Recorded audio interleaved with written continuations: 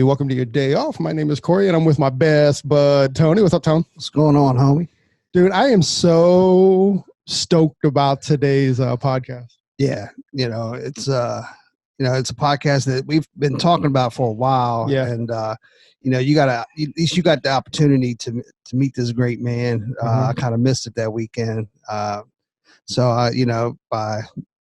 talking so far this morning, I can see where you're coming from, how great of a guy this guy is. Yeah, I can't wait to get into it. So today we're talking to Donald Conley. Donald Conley, also known as DC, is a really, really super special guy. I mean, I think this podcast is gonna be a lot of fun. But I also think that that you're gonna learn how special this guy is, because I mean, just a little bit of a backstory. He has a barbershop in Compton, LA, and honestly, I mean, the only thing I know about Compton is from music, bands, or from the movies. NWA. Exactly. That's what I first heard about. Exactly. There was no Compton before NWA, as far as we're concerned. So I'm really interested in getting into a story. Oh, and let's also, he's a barber, and we definitely made a commitment to interview and to talk to, I hate that word interview, but to podcast with to connect with more barbers in the industry. With more barbers, exactly. So I'm pretty stoked about that. Again, Donald Conley is just a really, really special dude. I can't wait to get into his story. And we actually heard about him through Schedulicity, because Schedulicity actually put up a video when they awarded him. He was the first barber to win their $5,000 a month club, whatever. Schedulicity cares. Exactly. Right. Schedulicity cares. So, we first learned about him again from this video that they put up, and when they, I don't know how they did it, but they had news coverage of Donald winning. Donald, he'll tell us. He'll tell us the story. Enough about you and me. let's get into his story, because he's way more interesting than us two old dudes. And he'll tell the story a lot better than we're going to tell it too. Yeah, that's true. There's no doubt about that. Yeah. Hey, so Mr. Donald Conley, DC, welcome to your day off. Corey, thank you, man. That was an awful introduction. Touche.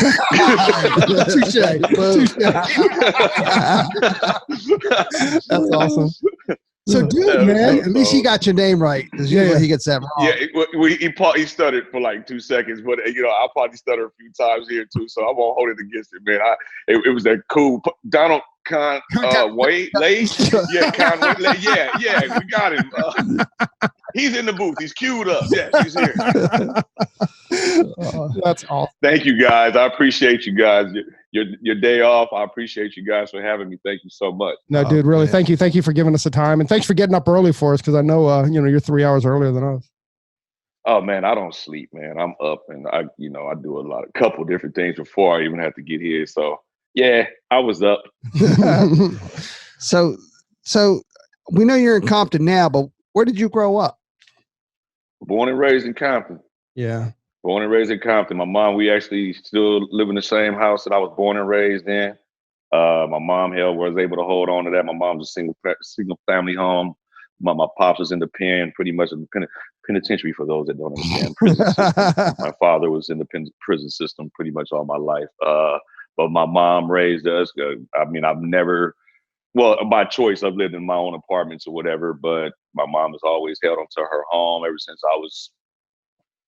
it's the home I came home to, and I've been there all my life. My mom has Alzheimer's. I take care of her full time, as well as some of the stuff that I do.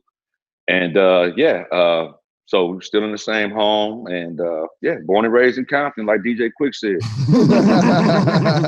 I love that. I got so many questions, and some of them are about DC, and some of them are about Compton, and some of them are about barbering, and some of them are about what he's up to. But I don't even know where to go with this. But Donald, kind of explain to me, at least, like, Tony and I kind of grew up on the East Coast, and like I was always, I guess, like, again, from from NWA or for whatever, like they seem like nice neighborhoods, that are yeah, no, man, Compton. Listen, okay, I'm gonna go while we're here. While I got you guys here, I'm gonna take you on a virtual tour of my shop here. Okay, you guys can see some of the stuff in the shop now. These are all pictures of old school Compton. Oh my God. Like this is the housing project down now. If you look, this was built in 1946. But I mean, these are the streets of Compton. If you saw that project right now, you'd be like, whoa.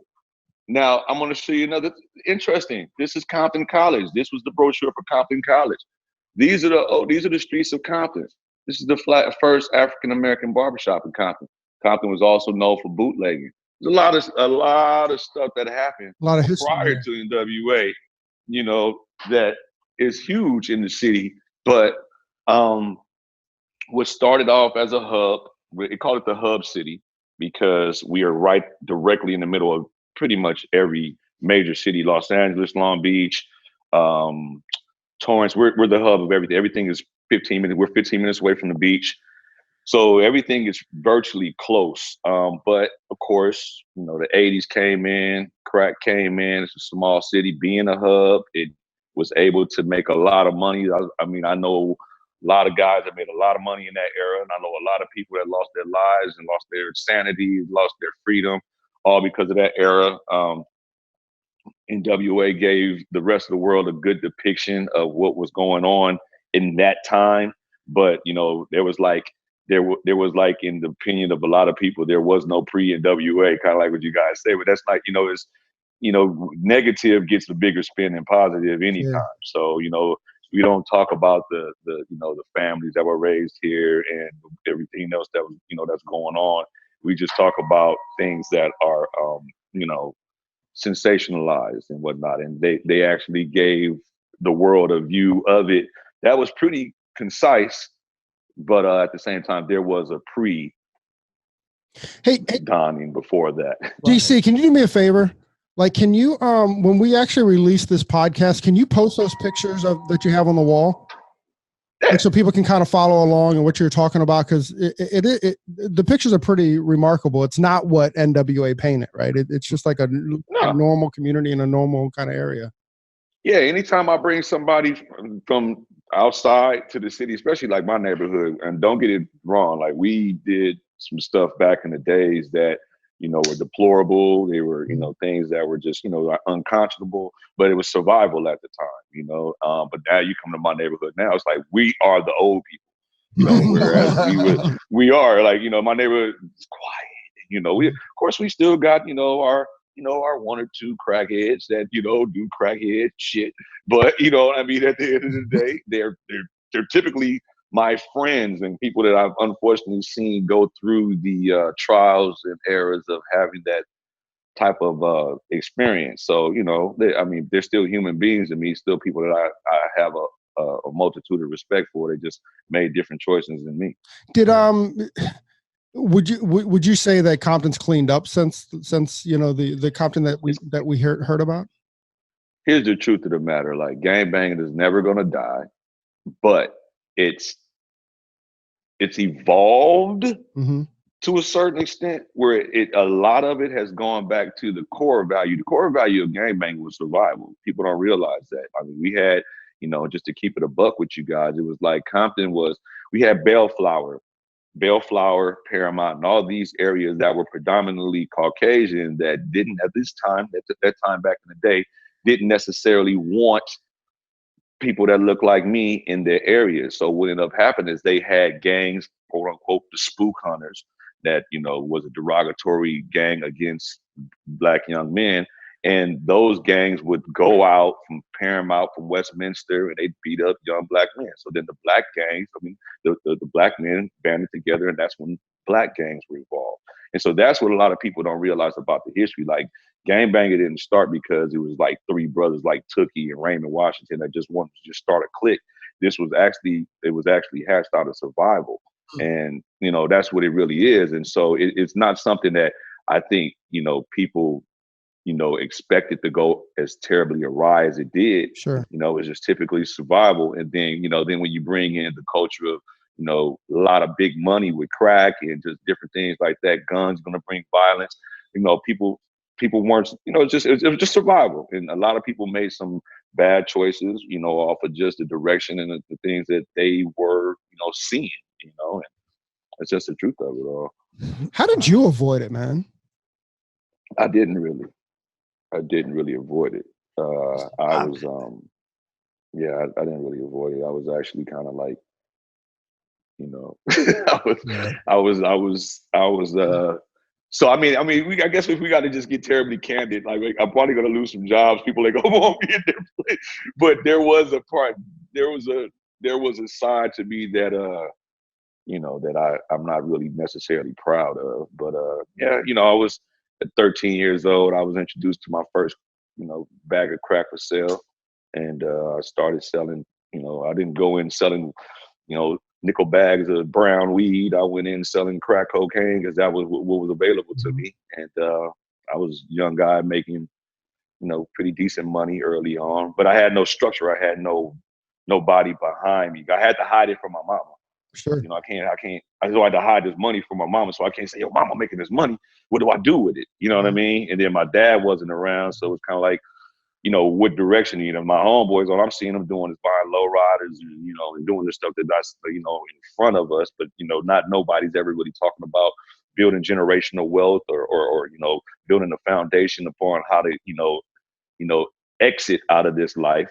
It was just like day to day. And, so at 13 years old with no structure and no guidance, all I did was just think about money. Just make money, make money. Right. And fortunately enough, I never caught a case as a youngster.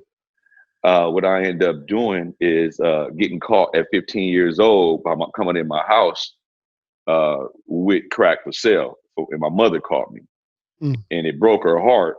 And just at that time, my dad had paroled. And I remember she call your dad. What are you gonna do? Who? By this time, I'm literally, I ain't telling on nobody, but literally we was almost on the same line.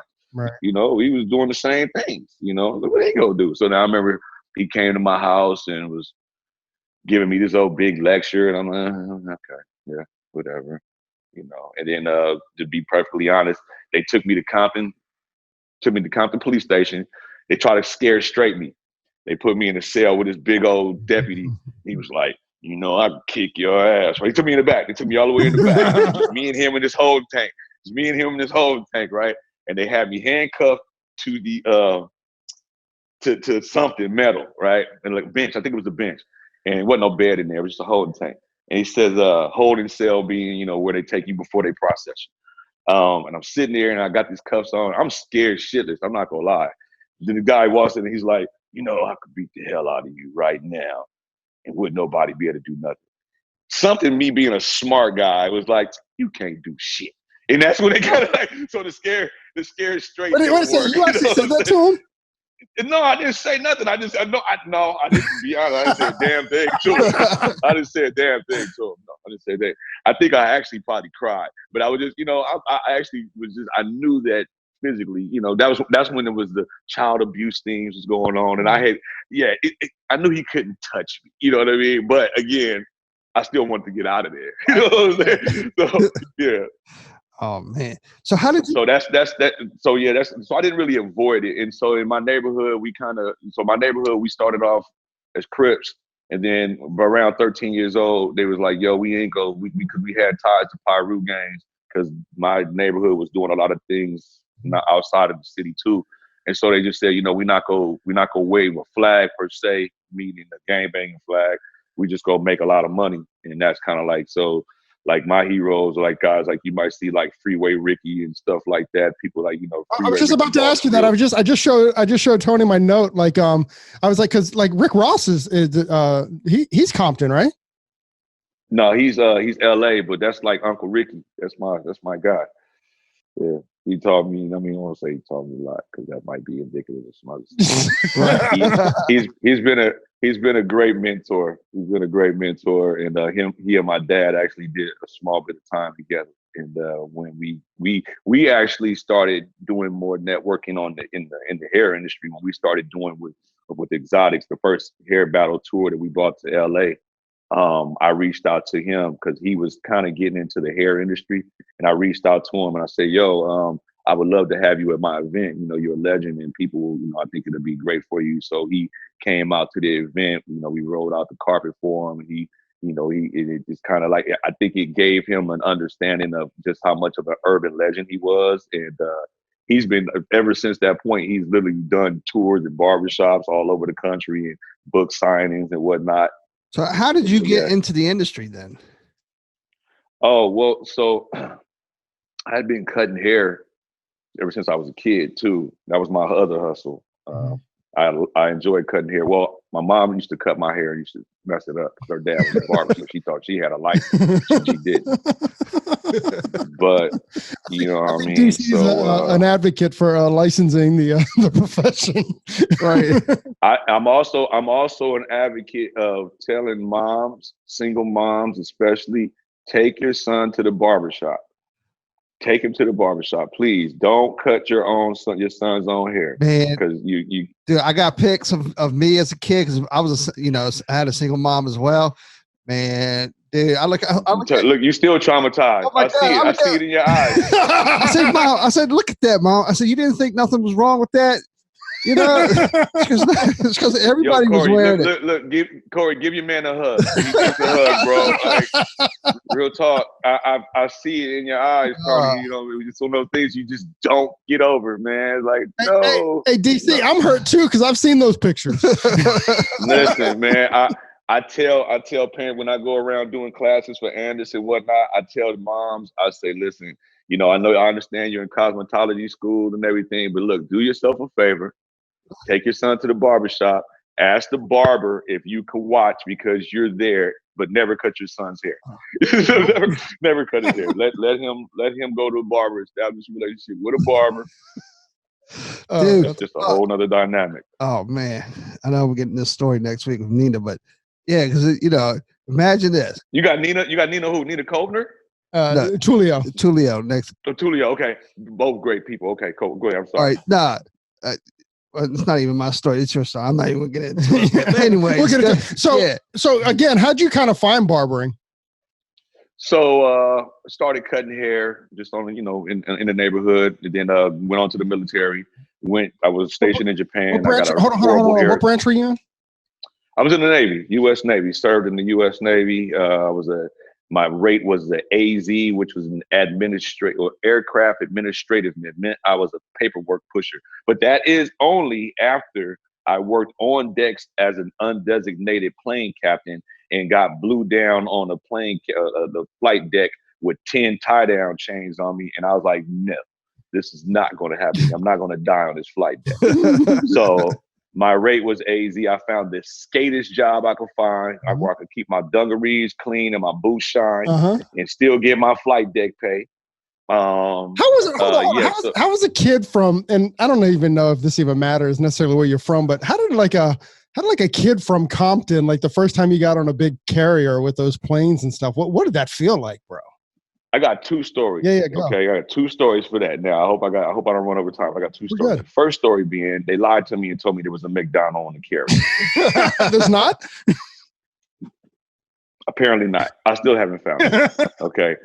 So the first day, I'm walking around the galley looking for the McDonald's. Yeah. Okay. That was the first thing. Second thing, and I kind of recanted this story the other day, and I'm sure we'll talk a little bit more about this. Was kind of feeling heartfelt about everything that's going on. And I remember, being from Compton had very, very negative connotations. When I left Compton in 98 because, again, the lifestyle I was leading was taking me on a path that, things were happening that could have been very detrimental. And I say that to say, I remember I would say when I was living in the Bay Area, that's where I lived, they would ask me where I was from. I would be like, LA. They'd be like, what part? I'd be like, Compton. But it would be like a 5-part right. question. You had to ask me, like, you'd be like, well, what county do you live in? I'm like, yeah, Los Angeles County. What city? LA. And oh, yeah, because I knew that as soon as especially living in the Bay, a lot of Crips went up to Oakland and beat them cats up ultimately. So, yeah, as soon as I came, you from Compton, homie, I'm catching phage everywhere. I'm like, wait a minute, man. I was already a problem down there. I'm just trying to get up here and get my head right. So back to the Navy story, I remember, so when you become a plane captain, which means is you've done these qualifications. Basically, I was a guy on the flight deck doing this. I was a guy on the flight deck, directing the planes, right. Doing all that, just basically gang banging for aircraft, throwing up sets. They knew I was from Compton, so they know I know how to speak with my hands real good. So like, yeah. So anyway, they got me up there, and one of the accolades once you become a designated plane captain, they will take your name, your city, and your rate, your name, and your city, and put it on the landing gear door of this plane. So you get a picture, you can send it home to mama. You're like, oh, mama, I'm on F-14. It goes right underneath the captain and the commander, the pilot and the co-pilot. So you guys seen Top Gun before, right? Sure. So just imagine just having your name on a Tomcat, and it's beautiful. You thought, oh my God, I've made it. I feel great, right? It said Maverick and then DC Conley. Basically, it said what it said was, because my nickname back then was Dub, short for double up. Okay, don't ask me. Oh, we're getting into that. It's a whole nother story. But so they had Airman Donald Conley, Dub, Compton, California. But when they put Dub, they put D-U-B, periods in between each. Let me just say that plane never left the flight deck, because they called me down to what we call, if you're a Navy guy, you know what they call the old man. The old man is the captain. They called me down to the captain's office now. Mind you, there is chain of command. There's a petty officer, there's a chief, there's a master chief, there's a senior chief, there's a master chief, there's a whole chain. They took me down to the old man, the captain, who was 16 levels up higher than all these guys. And he says, Airman Conley, how dare you put gang terminology on my aircraft? What? What are you talking about? What are you talking about? You put, what does DUB stand for? My nickname is short. You put Compton, California on my airplane. That plane will never leave the flight deck. What? They took it, they stripped it. I wasn't even able to take a picture. It was just crazy. And so I say that to say, that's the second story that I was going to tell you. And I remember being not so much embarrassed, but angry. You know what I mean? Just off the fact that somebody could literally just had the power over me to tell me what it was instead of asking me what it really meant. Right. And so I think that has something to do with the fact that how I, again, when I moved, how I maneuvered and how I delivered where I was from to a lot of people. Now, I mean, and going back to my mom a little bit, my mom has, again, been in the community forever, all my entire life. She became a part of the beautification committee. My mom, we call my mama Mama Cuz, because she literally gangbang on you. Like, she has that Alzheimer's now, but she's still rough. You know what I'm saying? She's still something else, but she, was president of the block club for a number of years. Again, part of the beautification committee, part of the Dollar High senior community, and just, she's, kind of well known. And but it just, for me, it kind of reinstilled the fact that, yeah, we can be prideful about where we're from. And just because you have somebody that's ignorant to the fact of one thing, doesn't mean that you have to stick to it. And so I guess that's kind of like what put me on my quest for me, wanting to do more when I was, quote unquote, not necessarily forced, but when I made the choice to come back to take care of mom. She'd been, just needed more help, and she just needed that 24-hour situation. Now she's to the point where I'm unfortunate enough to be able to leave a little while and go back and check on her, make sure, but because she doesn't do some of the stuff, her mobility is a lot bit limited. And so it's just kind of, like a balancing act. But I still enjoy every day that I can. And we just, but yeah, that's that Navy story. It took my bird down, it never flew. Yeah. So, oh, man. Welcome to Compton. So when you got out of the Navy, then what was your path to barbering full time? So I went to one of those like ITT trade schools, whatever, and I realized after going there for like 2 weeks that I knew more from my military experience, that they was going to charge me the $39,000 to learn in a 9-month course. Yeah, something ridiculous like that. And then I ended up getting. I'm gonna tell you another funny story about this. I ended up going to a job fair. I printed my resume on sky blue paper and crypt blue ink. Okay, and went to his job fair. Swear, went to this job fair and passed out my flyer, my resume to several different companies, and was hired by City National Bank. I worked for City National Bank in the purchasing department as an admin assistant. So basically, I was a secretary in the front. But I had power though. Right. I had power because if you're the administrative assistant in the purchasing department, you get all the invoices. All the vendors come in and talk to you first. I was the man. I love that job. But they ended up going through an acquisition and doing some transitioning, and I felt that I wanted to do. Mind you, all this time, I'm just keep it a buck while we on here. I don't like to lie about nothing. Just keep it a buck. Mind you, the whole time I'm working, I'm still hustling in my neighborhood. Still do. So I got a 9 to 5, but I have to work. I'm still hustling and doing, knucklehead stuff. And so that's what ended up having me. So I ended up going to barber school because City National was doing its transition. However, again, I was still in another path. And to be perfectly honest, I just keep it a buck, man. I got into barbering because I thought it was a smart way to hide dope money. Right. That's the truth. I was ignorant to the fact. I had no clue. I had no idea that there was editorial work. I had no idea that there were platform artists. I had no idea that there were clipper companies that you could work for. I was ignorant to the fact. And so, I was still hustling. I figured, shoot, I cut a head, I'll sell an 8. Cut a head, sell an 8. And shit, I'm balling, and what better way to hide your money? I was ignorant to the fact till I got myself, and this is what really ended up happening. I was running back and forth out of town doing stupid shit. And I got myself into a situation where I needed to leave town.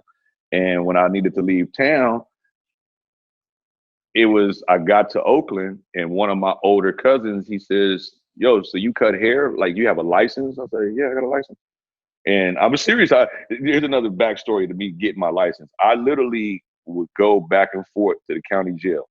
I'm talking about, like, I've been in jail while I was in barber school a multitude of times. I'm not saying this to be braggadocious.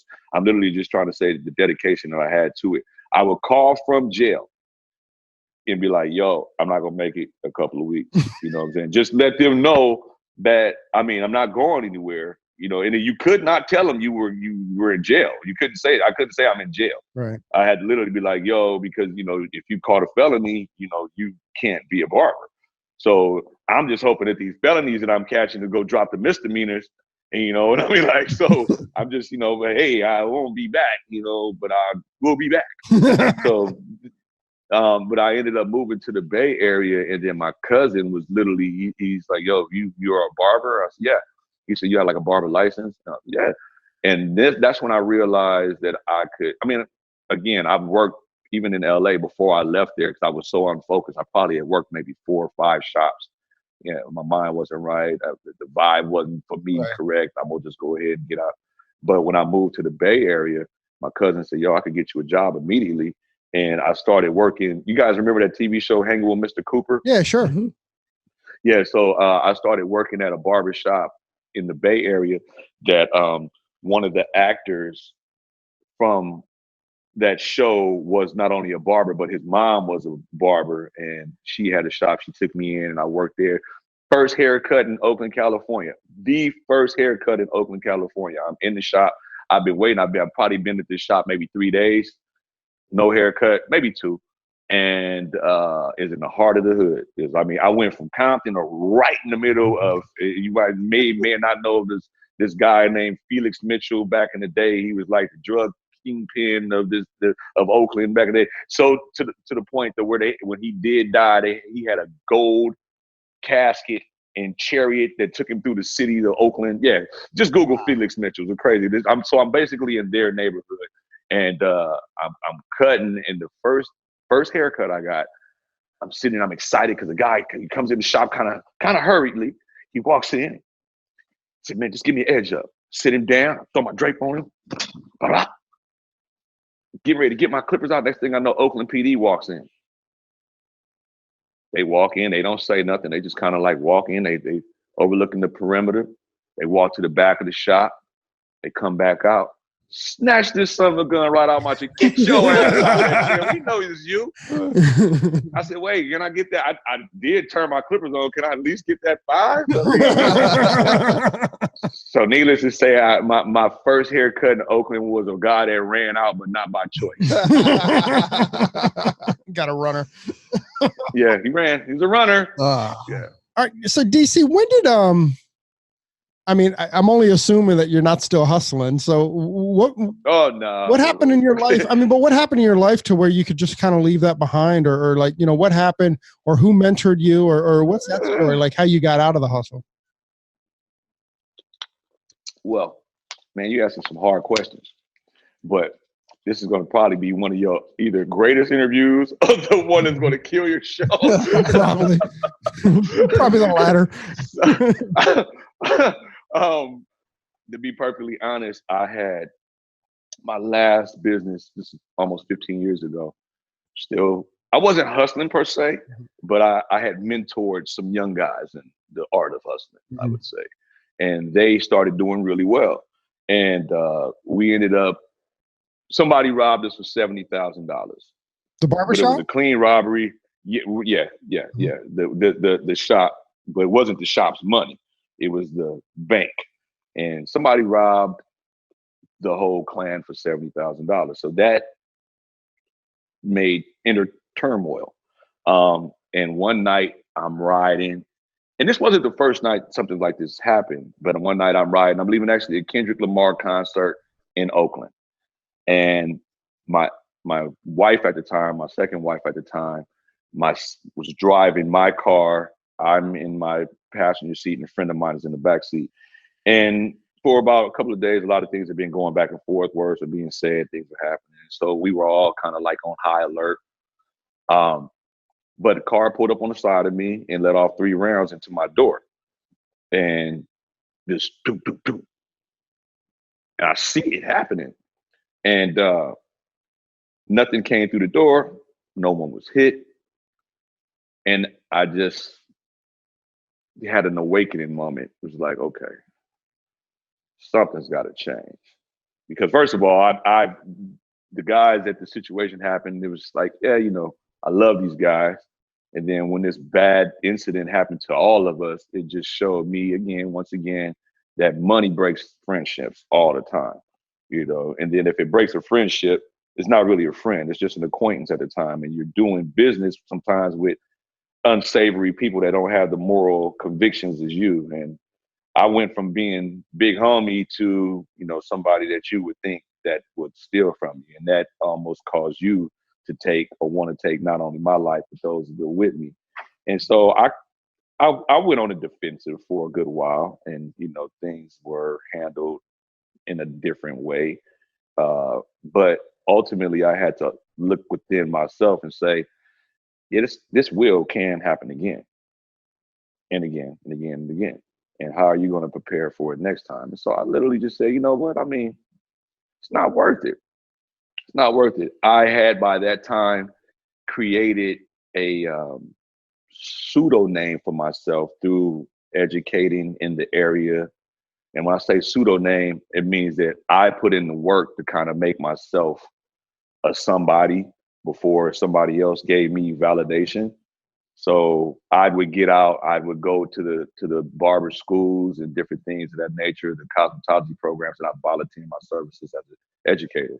And I, talk about what I thought was important in clipper cutting or just in life in general. But I still had that duality to where I was a knucklehead still. And so it took me, I think that, I won't say it was just that one incident, but I realized at that point it was, at that point I had a one daughter, and it was, it just wasn't worth it. Like kind of just not over no little bit of change. Yeah. You know what I mean? And when you really think about it, that was it. What is that? So did I miss a part? This all happened in Oakland, so this wasn't in Compton? Yeah. So I left Compton in 1999, right after my daughter was born. because again, I ran over that story. I was running in and out of town. I got hot in my neighborhood, meaning the police was, interacting with me far more frequently than I had liked. And so I had participated in an activity that made me need to eliminate myself from the equation. And so I chose, well, actually my mother, I'll tell you, my mother's a gangster. My mother says, you have burnt LA out for everything you can at the moment. You need to get out of here. And she got me a one-way flight to Oakland, where my dad originally was from. My grandmother lived there. My grandmother had the house up there. And so I went and stayed with my grandmother in the house my dad was raised in. That was short-lived because she had her mental issues. When she was 50 years older than me. At that time, I was 20. She's like 75, living in the house by herself. So anyway, yeah, I moved to Oakland. Then I went from Oakland. I basically took a Bay Area tour. Went from Oakland to I went from all the way from Oakland to Sacramento. I ended up in Sacramento, where I was educating for Federico Beauty Institute. Maybe 15 years later, and 13 to 15 years later, and that's where I got the call to say, Mom needs help. You need to come on back to the city. And by that time, my circumstances had changed a great deal. People that I wasn't necessarily in the best of graces with, they had met their demise and through different fates and whatnot. And they, So I was able to come back without having to look over my shoulder or asking anybody to do anything more than needed to be done. So life goes on. And So what brought you back to South Central to Compton? That was because your mom needed you? Yeah, my mom literally, because I had a pretty decent career in education in Federico's. I was doing okay there, and also I had my shop was still doing pretty well, and everything was going pretty good. And so then I got the call that Mom was wandering, doing different things. They had taken her driver's license, so she couldn't drive, and that kind of was, that was detrimental for her. And just she's like being a very strong woman, like those things, could kind of tear you down. So she just needed the assistance, and I was glad to be able to do it. And then that's part of my story as well, because had it not been for barbering, I mean, I won't call it a regular job, but a job, if I had a job, then I have to search, where can I gain employment? What can I do? With my barber's license, I tell students, people aspiring to do this all the time, that barber license gives you wings to go ahead and navigate your own path. So I was able to come back. And like Red Bull gives you wings. I was able to come back and to be perfectly honest, I was in a huge depression for a while, like because I felt like I had given up my career. My mom, again, being very strong-minded and strong-willed, she didn't want the help. She actually told me for years she actually held or hid her illness from me. But I knew she was struggling, but she avoided the conversation with me on a lot of different levels. And so when I came back home, I mean, the house was in disarray. She had become a hoarder because that's part of the disease. And just things were just kind of like, so I remember just coming home and just like sitting in my backyard and putting me a little area together where I could at least just kind of think. And I actually had somebody there that was taking care of her, and I was paying them. So I was sleeping in my den and just kind of making that sacrifice and just doing different things of that nature to just make sure she was comfortable. But I put my career on hold, and which I'll do it all over again. But yeah, and that's kind of like, that's what brought me back home is, is Mom's, need for, help.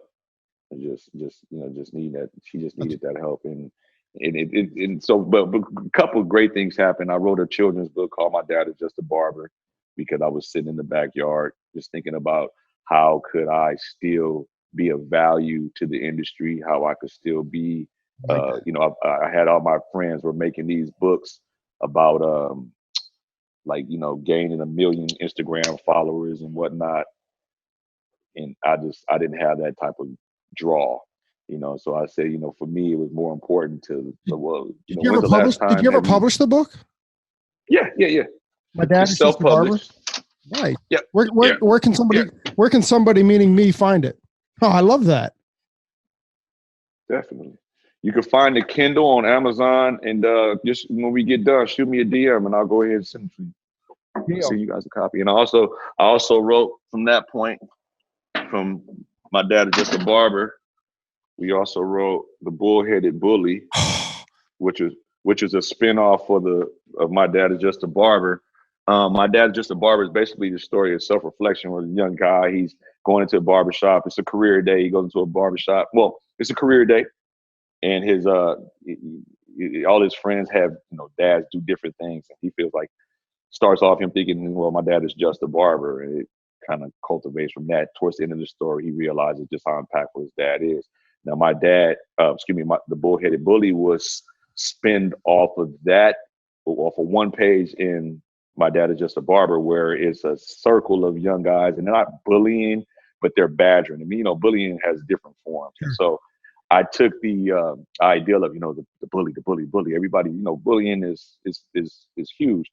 But for me, I remember being young and being bullied and just being bothered, and then becoming the aggressor, and that's kind of like in a lot of cases what happens with bullies. And so that's how The Bullheaded Bully was born, because I didn't want to tell the story of, oh, woe was me, I'm getting bullied. I wanted to tell the story of why is the bully bullying. And so that is the story of how, they find out, one person took the time to get to the bottom of his understanding with him. And then that's how the story begins to change. It takes one person. And so those are my two contributions. I believe I'm working on one more now. It's called Granny Keeps Forgetting. And that's more about the story of my grandmother, my mom. And it's kind of hard to tell the story because for so many different reasons. Sure. It's close to me. Secondly, I'm writing it from a little girl's perspective, and I've never been a girl. So I don't know how. So I'm trying to, invoke the emotion of a little girl, having this transition of her grandmother and whatnot. So, yeah. So, and I wanted to not only be a children's, not another children's novel. I wanted to actually be more of a resource guy, because I've been able to get a lot of help through groups such as the USC Caregivers Association and things like that to give me some help and some understanding of, just the terrible disease, as well as, self-care, being able to care for yourself. And which is very important. A lot of people do not, and don't even have knowledge of that. We just caregivers, we just care, we just go through the motions. But a lot of people don't realize that you literally have to take care of yourself. And if you don't, you can't take care of the one that needs to be, cared for. Yeah, this is awesome, dude. Like he goes from just being a knucklehead, just causing trouble, to coming back, helping his mom, writing books. How can he impact other people through his stories and through his life? And it's just it's crazy how just you evolve. What are some of the other things you're doing, or are you doing other things in the community to help? Oh, well, so yeah, thank you, Tony. We here at my shop, Barberism the Shop, we literally been fortunate to get really recognized pretty early for some of the stuff through. We'll talk about that, I'm sure, through some of the stuff that Schedulicity's helped me to, some of the promotion they've helped me to. I mean, yeah, let's get into that. So you were the first barber to win the Schedulicity Cares $5,000, right? You're the first barber to do that? Yes. So they. So what were you doing? What were you doing to get on their radar as far as to win that grant? Well, I met Schedulicity last year, working with Barbershop Connect, and it was just a great meeting. Jerry of Schedulicity and Lee of Barbershop Connect came together, and between those two guys, they came up with this campaign, Schedulicity Cares. And Lee being an associate of mine, he knew that I was opening the shop, and he knew that I was taking a chance on opening the shop here in the city. And he asked me a couple of times, like, what's going to be special? And I'm running down the story, like, I'm putting it in the neighborhood for the neighborhood, and this is the things I'm doing. And excuse me. So then finally he says, he asked me, he says, are you plan on doing online booking? I said, of course. He said, you got somebody you're going with? I said, not necessarily. He said, why don't you check into Schedulicity? I said, done. Because I met Jerry. Mm-hmm. He seemed like a great guy. And I said, oh yeah, done. I have no question. I'll rock with it. And then next thing I know, they announced this Schedulicity Cares campaign. And they tell me the requirements. They said, we want you to do a video, and we want you to tell us what you would do with the rest with 5K. So here's the funny thing about it. I received funding from a venture capitalist ex-friend of mine, we'll just say. And but things happen, things happen along the way, and the funding was cut. It was myself and just the dream. We were literally at a standstill where my shop was right at that 85% mark of being completed. However, I wasn't able to do everything I wanted to do that made it unique. Right. Okay. So, and that being uniqueness was, I wanted to give the kids of the community a place where they could come in and not only just feel comfortable, but they can also come in and get their hair cut. They can also come in and just get some mentoring, just whatever, do their homework, play. We have video games. I wanted a comfortable space, because I grew up, there was a place we had called the Bridges Candy Store that was owned by one of my, well, actually the guy that designed my shirt here, it was owned by his father back in the day. Now, we didn't realize Mr. Bridges was, he had a candy store, but we didn't realize this was the booking spot back in the day. That's just back in the day. We didn't realize he actually was the coolest guy. He literally made sure we weren't truant. He made sure we would go to school, but we was doing what he needed to do to survive at that time. But he created a safe place for us, beginning in the morning, in the afternoons. We could go to his place and be safe and know we were safe. Mm-hmm. I say all that to say that always resonated with me, because throughout the course of the years, a lot of the federal funding was pulled, a lot of the state funding was pulled, and people just did things that, misappropriated funds and different things. So now these programs are shut down. So for me, I was like, all right, let me just do my little part. And if I could just create a little small spot so where they could come play Jenga, or learn how to play chess, learn how to play Uno, or there's Barbies for the little girls. There's books for, the young men. I mean, it's just, the parents could come in. I would literally have to pull the little girls out of here.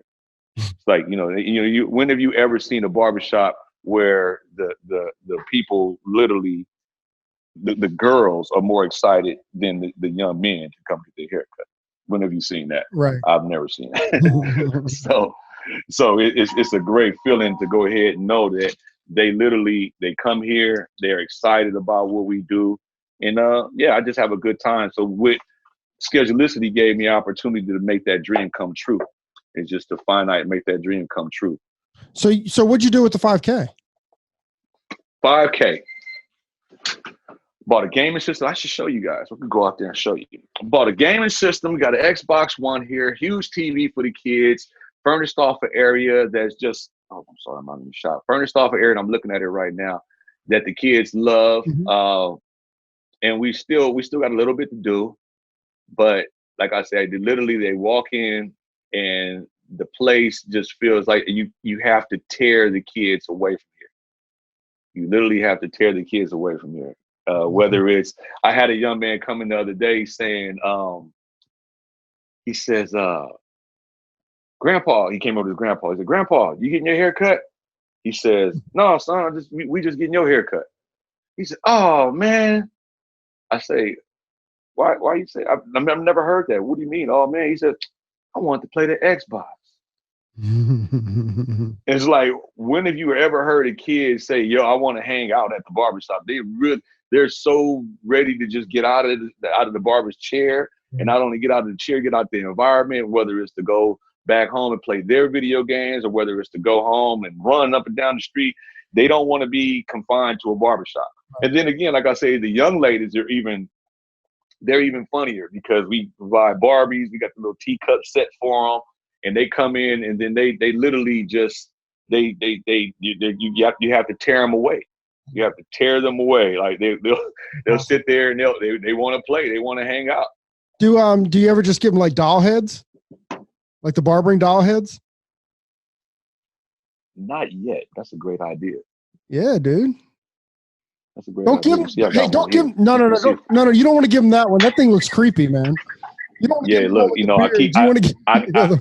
I keep him here at night because he looks so creepy. He kind of looks like you. I keep him here. Hey. Corey, he looks like you with Bay.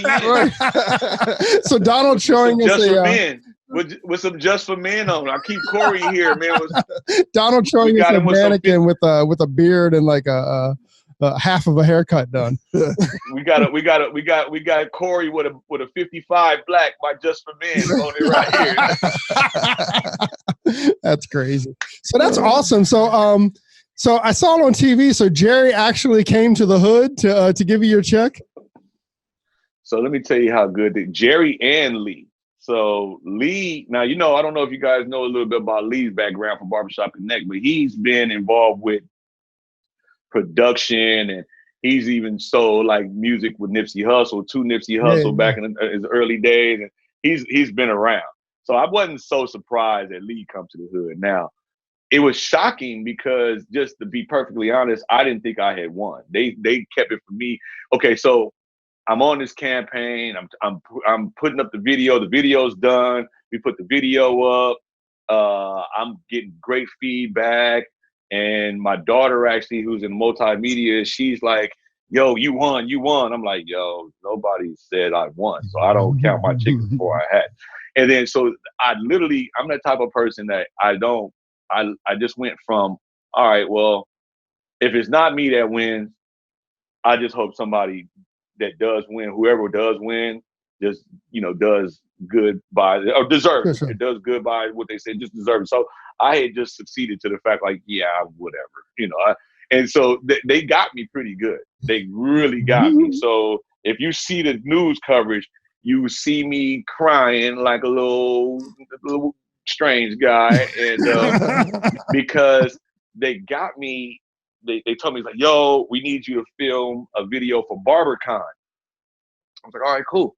Nope, no deal. I work with BarberCon, so I was like, all right, that's fine. It didn't seem out of the ordinary. Right. And so the camera guy comes down, we worked together before. I'm sitting there and I'm doing my thing. And he's asking me these questions. Like, now the questions are becoming redundant. Like, we've already asked this question. Like, I didn't realize that he was stretching it out because Lee and Jerry were both on their way. Right. And so I'm sitting here and I'm like, just watching this camera, and I'm answering these questions, and I'm just kind of like just paying attention to them all. And I look outside my window. I got a huge window, and I'm looking outside the window, and I'm like, is that Lee?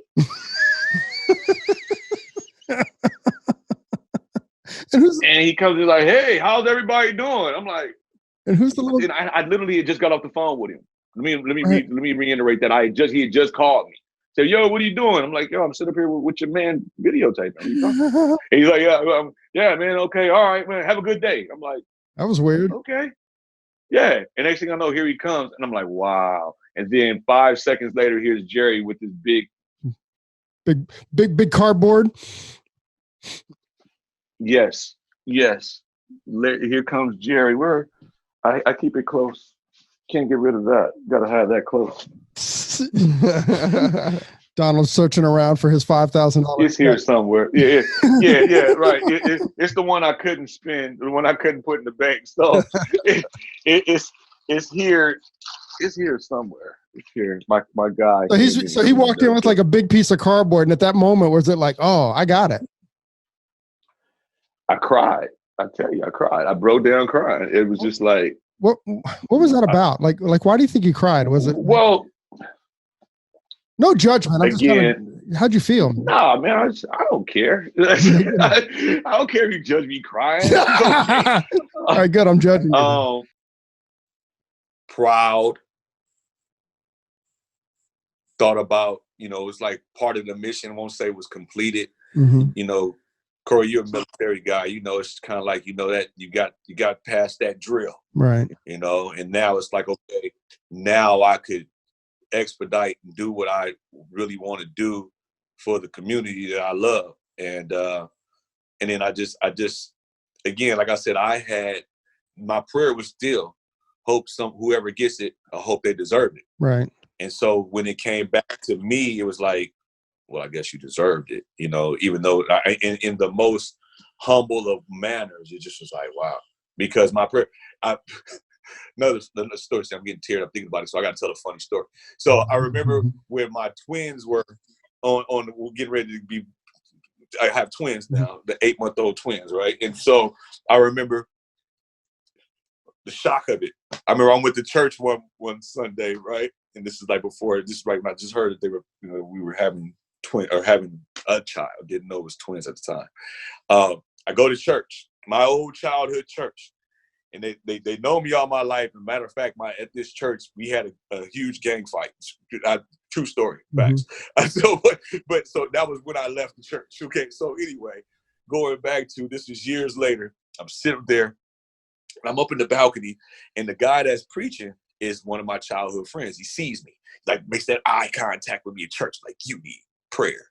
Bring your ass down here. So I got up, went downstairs, and I'm praying because I got all this stuff going on. I'm like, I remember saying, Lord, let your will be done. Now, I'm not an advocate for anything pro or anti. I just, this was what I'm not proud to say this is what I had gone through. We had I thought I wanted to do something else.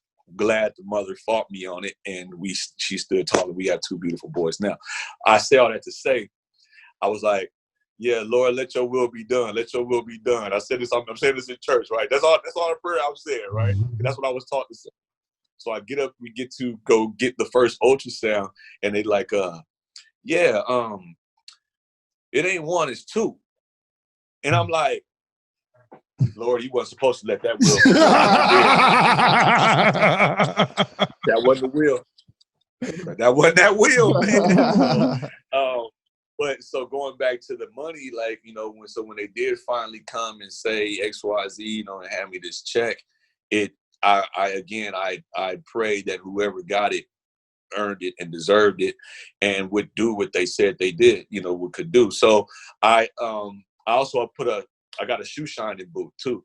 And people are like, well, why do you get a shoe shining booth? And what does that have to do with the kids? Well, I have a 13-year-old right out there right now who goes by the name of Amir.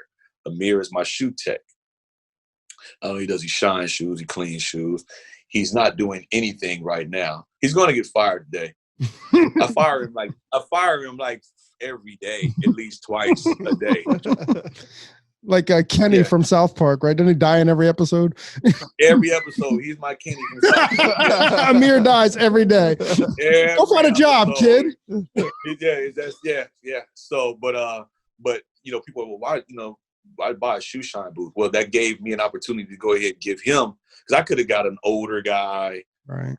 Somebody that's seasoned. But the fact that I have a 13-year-old that lives right down the street, that goes to Compton High School, that that's here in the community, I think it's kind of indicative of the culture that I want to create here. And again, like we put the toys, I have video games, nothing violent. We got the sport games, we got maybe one motorcycle game, but nothing that's gonna. And I even bought the old school PlayStation.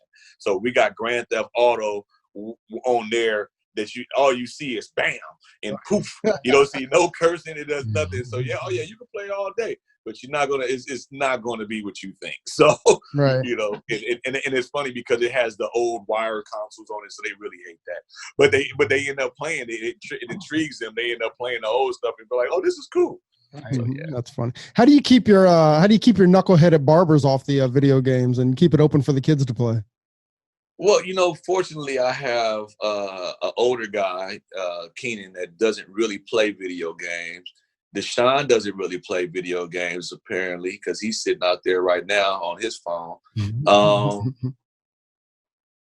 I haven't had that issue. Now, the issue is having my homeboys that come through here and get them off the game.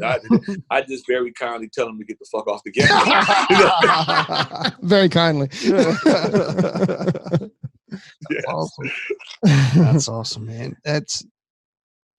I'm really blown away, right? So all these kids are coming in that don't want to leave. They're gonna reminisce, think back, like, man, you know what I mean? DC has really had an impact in my life. He's really, you know what I mean? He had a safe place for us to go to get away or do whatever. I mean, it's difference makers, right? Yeah. Like he's able to create this environment in his neighborhood, and then to be just someone to look up to because as a difference maker and it's just the like he said, the reason he did this was because there was a difference maker in his life, right? So now he's kind of repaying that difference maker by doing that. I also like, absolutely. I can't get past that. There's something, because his mom was so much about that community that he also not only has pride, but almost a responsibility to keep his mom's I don't know if it's will or keep her dreams or goals or something, moving forward. Absolutely. Mm-hmm. Absolutely. I agree 100%. Absolutely. That's incredible, dude. I want to go out to Compton just so I can hang. Oh man, come on. Listen. So it's funny because, it's a huge surge of positivity, not just on from me. And I just think that I was just blessed and I have grace enough to just be able to kind of like interweave myself into the situation. Mm-hmm. And it's like they have, I don't know if you guys are familiar with the TV show Black Ink that comes on VH1. Mm-hmm. Well, they're getting ready to start filming. They're doing a Black Ink Compton. Now, we know I'm not a huge reality show guy, but it's in those type of shows, they typically focus on negativity and irresponsibility. However, it's going to also show community, man, and I'm fortunate enough to work with some, I work with Snoop and I'm around Snoop pretty often, and I listen to some of the stuff that he does in a philanthropical sense. And it just encourages me to do more. I just was invited yesterday to do a vet stand down. I love doing those. I love doing the stand down. You familiar with the stand downs? No. So the vet stand downs, basically what they'll do is it's typically like 3 days. And what they'll do is they provide hygiene, food, sometimes even jobs go out. They usually have sea bags and all kinds. So just look for veteran stand downs, like maybe in your area. Yeah. And they typically they do them often. And we just got word that we're going to do one in September. So I'll take all my guys out. I'm always with the men's groomer. I know you guys know the men's groomer, Jason. Yeah. When anything that he does or has going, I like to go ahead and volunteer and like to just go out and hang out with him and just do different stuff. Right. Just because. Who's that? Isn't there? There's the men's groomer there in LA, and then there's that woman that I just watched a video on, and she's doing she's doing something. The Saints of Steel. What's her name? Saints of Steel is the name of the organization, maybe? I think so. Yeah. Yeah, I don't know her name off the top of my head, but yeah, the Saints of Steel, they do stuff too. I've never been able to really catch up with them. Jason has always been pretty. I saw Jason's story on our local news out here, mm-hmm. and Jason's story. If you guys haven't, the men's groomer, he's an interesting guy to speak with as well. We reached out to him. We just couldn't make it happen. So definitely put in a good word for us if you talk to him. I got you. That's absolutely. He just created a new shop, and he's a decent guy. I think I like his story because he was on the opposite side of. He was on the side of the abuse side. He was mm-hmm. actually, abusing himself, and using, had him a story that he bounced back from the dark side. I always said, growing up, is like people think that the drug users are just addicted to the drugs, but I think the cats that sell dope and, you know, and get money that way, we often get addicted to the lifestyle and then the power and, you know, things of that nature. So it's just as equally addictive. So I think we have two sides of a same coin that I love to go around him and kind of, you know, and whenever I do those events, I told him yesterday, the guy came and asked me to do it. I said, yo, if I'm coming out there, man, I'm not going to, you can rest assured, I'm cutting more heads than everybody. And they laugh at me because they think I'm playing. I'm like, yo, I feel like whenever I go to those events, it's my duty, not only to, and I tell my barbers, like, this is your opportunity to get better, faster, to get, you know, to not only, you're not in the shop per se, so you don't have the responsibility of being that, you know, that critical of your cuts. But however, you still want to give a great haircut. You still want to give a great service, but it's your opportunity as well to get better in your craft, streamline whatever it is that you want to do. So for me, I go out there and I push myself. I try to cut. I mean, I used to work at Travis Air Force Base, and I've cut 60 heads in one day. So I don't have a problem like standing and just passing out on my, you know, I'm at my shop 7 days. I'm at my shop 7 days a week. I cut, we're here from 7 to 7 to make it real easy, you know, and so I'm here opening, I'm here closing, I'm here running back and forth like my mom's. I don't, to stand still for me is like, is might as well just put me in the casket. I'm not gonna stand still. Well, brother, we ain't putting you in the casket, but I mean, for the entire industry, DC, I mean, just thank you for what you're doing and for the kids in Compton, man, you're up to some amazing stuff, dude. And I'm just like, I'm in awe of you. I got to be honest, DC. I mean, when I first met you up in Brooklyn a couple of months ago, I knew that we had to get you on. I thank you. I'm honored to have your time. We appreciate you, man. Appreciate you guys. I appreciate you so much. Thank you for giving me the opportunity to speak with you guys. I had a great time. Yep. Keep doing what you're doing, man. Mr. I'm going to try to do more, Tony. I'm going to try to do bigger and try to do more, Tony. See, did you think you were going to get another answer? Right. Other than that, you know, Mr. Donald Conley, thank you very, very much for joining us on your day off.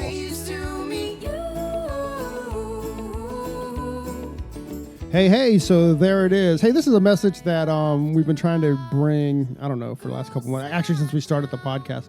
Hey, so if you like the podcast or if you find that it's useful, please leave us a review, a 5-star review on iTunes. Leave us a rating and a review. But if you don't like it, forget about it. Yeah, totally forget about this message. We also want to thank Sarah and Blaine from Pretty Gritty. Sarah and Blaine, they are a band out of Portland, Oregon, and we just want to thank them very much for allowing us to use their song, Pleased to Meet You, on our podcast. That's cool. I think you can find, actually you can find their music on iTunes. Peace and hair grease.